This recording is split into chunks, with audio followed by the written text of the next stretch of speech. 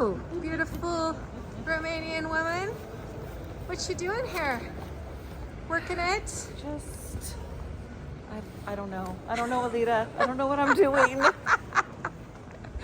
Well, you're in a good street to be figuring it out. We're in Little Paris. Little Paris, Petite Paris. Petite Paris.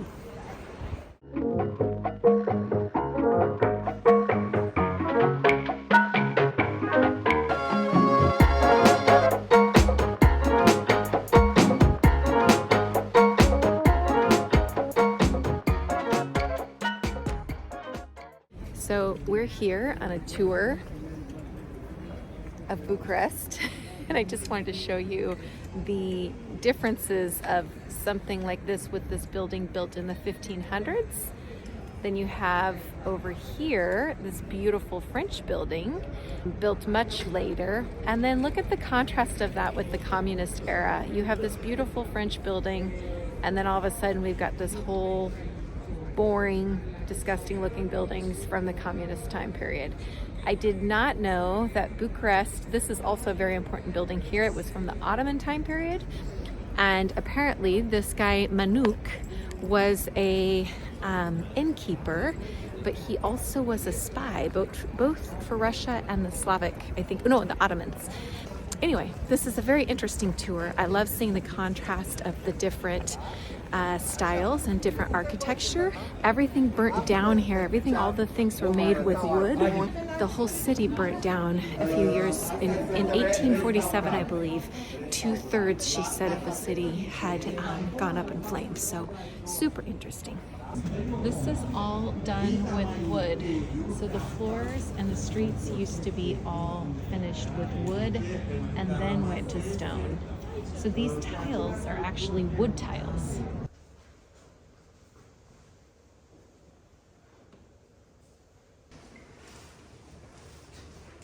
This is this beautiful church. They lost during communism 40 churches, and these are all the stones of the churches that were lost during communism. Many of the churches were demolished, but they've managed to keep a lot of these stones here.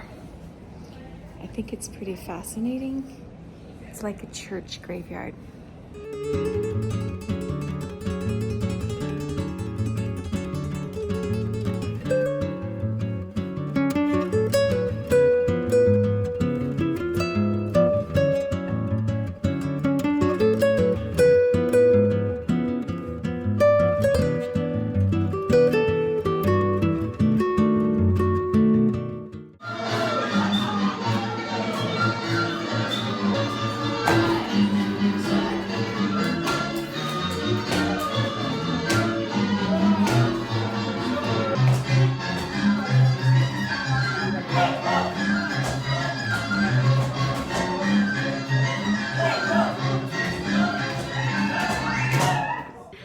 Hello, I'm here in Bucharest, also known as Little Paris. In this little museum, it's called the Museum of Paris, or Musée de Paris. Let me see if I can say it in Romanian.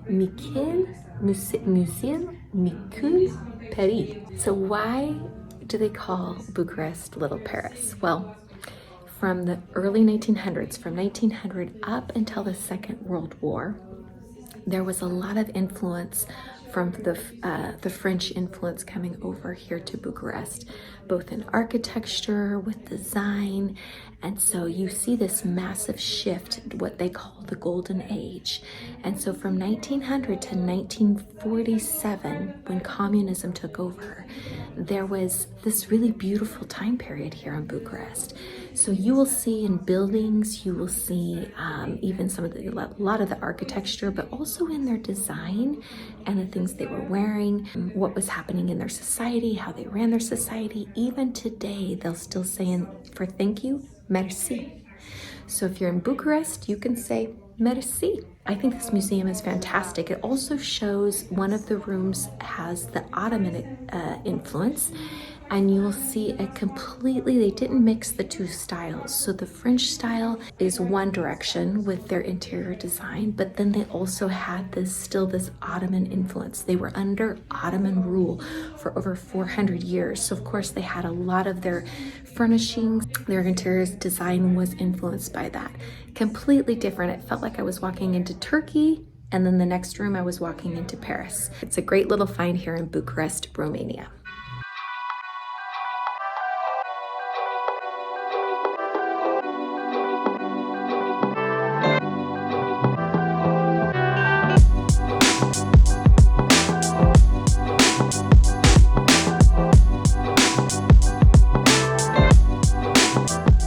So I just finished walking through Pelisor Castle. The Pelis Castle, which is the bigger one, the King's Castle, and then the Pelisor Castle was the smaller one, which I believe is the Queen's Castle. It was decorated mostly by Queen Marie, which I didn't realize that she spoke 12 languages. So she was a total badass. It was King Carl that had commissioned this castle to be done for his nephew and niece, who then lived here. So I got to go tour the inside of this. It seems like the Pelis Castle is under renovation right now. One was being renovated last month, and now they've switched and this one was open. So I think one of my favorite rooms was the gold room. It was completely, the whole entire room was made in gold. It's got a lot of Art Nouveau style. It's very cool. So this is the Pelis Castle, and where I was at before is the much smaller castle called the Pelisor. That one was for Maria, and I believe this one was for the king. Huge gardens around here. Beautiful, beautiful. I mean, this feels like you're in, kind of like you're in the Pacific Northwest with all of these woods that are here in the backdrop. I'll definitely turn around and give you guys a better view of this beautiful grounds and also this beautiful castle. A little disappointed that we missed it. It looks like the castle was open up till the end of October, and now they're doing some renovations. So Pelis Castle versus Pelisor Castle. Just wanted to come on here and let you know I'm from Bucharest to Budapest, over a country and over a city, and I never had a chance to like really go into what I found out about Bucharest. So I just wanted to recap. I would say that Bucharest, I can't quite place what the energy is there. It's like this angsty teenager that's trying to find its identity, and yet it has so much history. It's so much older than the United States. Bucharest, it's like they're trying to figure it out. Like they're really just trying to figure out who they are. They have this massive parliament building because their leader, who was ruling them for over 40 years, he built this like the biggest building. It's bigger, I think only second to the Pentagon. It's sinking, which is the irony. I didn't realize, but like when in 1989, so they had been under communistic rule from 47 to 89. So when they actually revolted, they took their leader and his wife. They didn't wait long and they executed them. And they executed them live on Christmas. So this kind of goes back to their roots with Vlad the Impaler, which is where the Dracula story comes from. He freed the Romanian people from the Ottoman Empire. The legend is he had 20,000 men or people impaled on these giant stakes. I also did a trip to the Bronze Castle.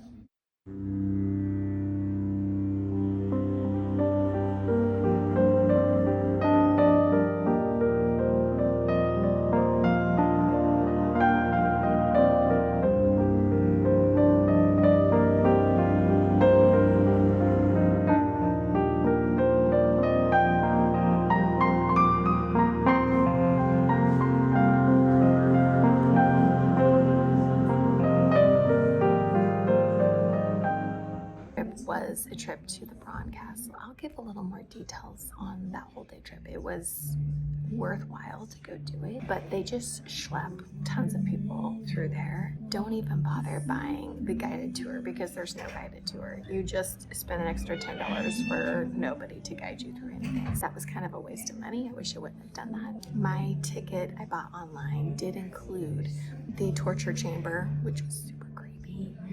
So this is the torture chamber, and I definitely feel like there is some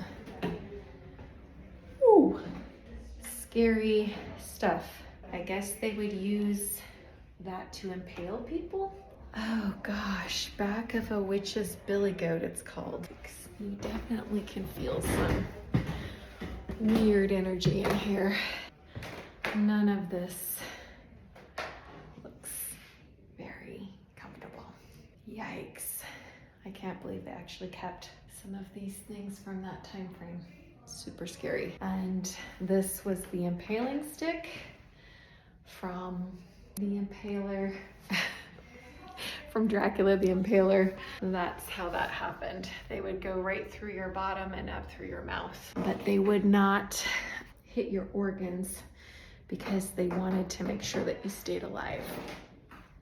Pretty awful. If you're gonna buy your ticket online, go to the official site. Don't bother going through these third-party sites. And there's no, it's like very, I don't know, it's just kind of like hundreds of people are lining up in these queues.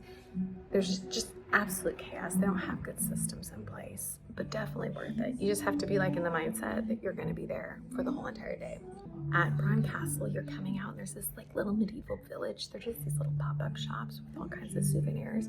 Best sausage dog I've had in my life was from this little stand, and he has no marketing. And so I asked the guy, like, can I like post about your shop? He's like, sure. And I got this like sausage dog. It had like the best yummy bread, and it had all the sauce and all kinds of like pickles and yummy goodies on it.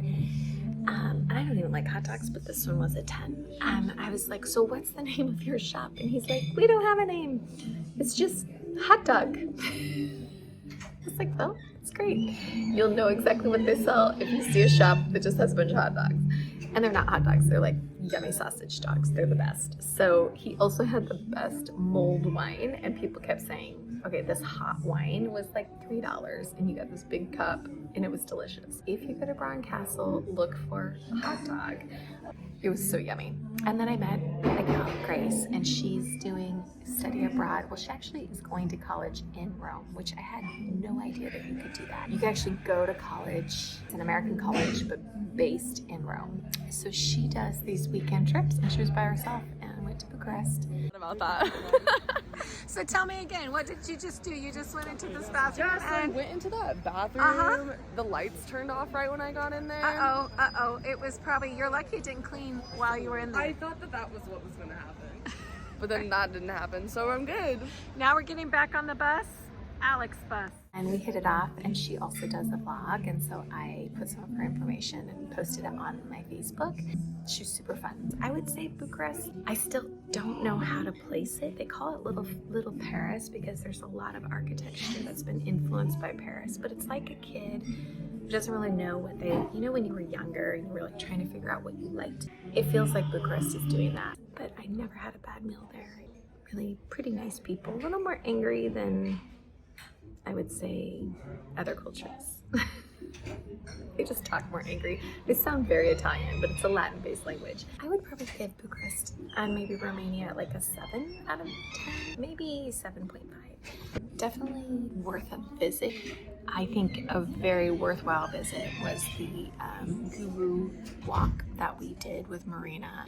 They're free, and then you just pay the guide a tip, which I think they're well worth it. So that was an awesome choice. We got to walk through the city and really learn about the history, and for me that was a 10. So that's a wrap up, and now I'm on to Budapest. Ciao for now, guys. Don't forget, you're a 10, you're a 10, you're a 10.